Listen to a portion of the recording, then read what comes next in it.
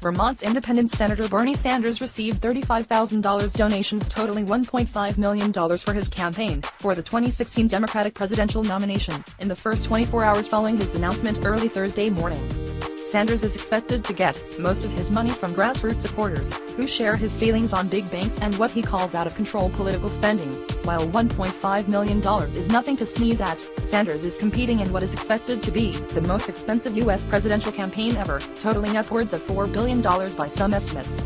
Sanders openly admits that he faces a steep uphill battle, and doesn't stand to raise nearly as much as Hillary Clinton, the only other Democrat who has declared a run for the presidency so far. It seems Sanders has no interest in conducting an ultra-expensive campaign at all.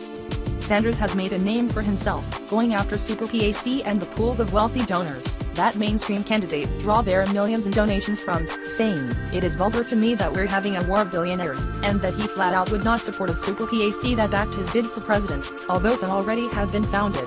The real question is, can any candidate in this country who represents working families, who is not a billionaire, who is not beholden to big corporations, in this day and age, can that candidate win an election? Sanders told CNN on Thursday. Sanders, a self-described socialist, wants to break up the too-big-to-fail banks that nearly plunged the U.S. into a depression 7 years ago and fight climate change with heavily pro-environmental policies.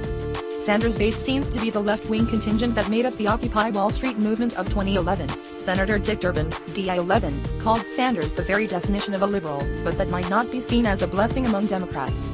The Democratic primary electorate is far more conservative than it seems.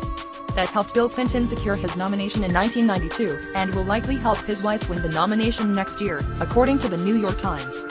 Sanders caucuses with the Democrats, but often criticizes President Barack Obama, most recently regarding the Trans-Pacific Partnership initiative Obama wants to fast-track through Washington. Obama says that TPP, which breaks down some tariff barriers between the U.S. and Pacific countries, will boost American exports and create jobs. Sanders says it will see jobs move overseas, and devalue American-made products.